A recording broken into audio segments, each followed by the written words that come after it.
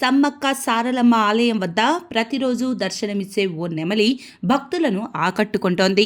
ఉదయం 8కి ఆలయానికి చేరి సాయంత్రం 4కు అడవికి వెళ్లే ఈ నెమలిని భక్తులు అమ్మవారి ప్రతిరూపంగా భావిస్తున్నారు. ఆ నెమలితో ప్రత్యేకంగా సెల్ఫీలు కూడా దిగుతున్నారు. భద్రాద్రి కొత్తగూడెం జిల్లా అశ్వారావుపేట మండలం బండారుగూడె గ్రామం సమ్మక్క సారలమ్మ ఆలయం వద్ద కనిపించే ఓ వింత ఘటన ఇది అక్కడి ప్రజల్ని ఆశ్చర్యాల్లో ముంచేస్తోంది. ఆ నెమలి భక్తులను విశేషంగా ఆకర్షిస్తోంది. మరీ ముఖ్యంగా ప్రతిరోజు ఉదయం 8 గంటలకు ఆలయానికి చేరుకోవడం, సాయంత్రం 4 గంటలకు తిరిగి అడవికి వెళ్ళిపోవడం గత 6 ఏళ్లుగా ఇదే తంతు కొనసాగడంతో ఈ నెమలిని భక్తులు, స్థానికులు చాలా ప్రత్యేకంగా చూస్తున్నారు. సాక్షాత్తు అమ్మవారే నెమలి రూపంలో దర్శనమిస్తున్నట్లుగా భావిస్తున్నారు.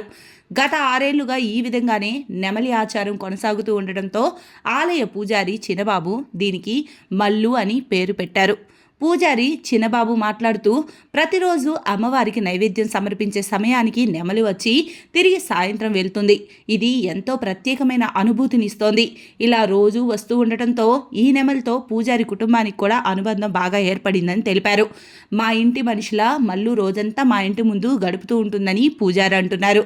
ఇక భక్తులు కూడా ఈ మల్లు నెమల్ని అమ్మవారి ప్రతిరూపంగా భావించి భక్తిభావం ప్రదర్శించడంతో పాటు సెల్ఫీలు కూడా తీసుకుంటున్నారు.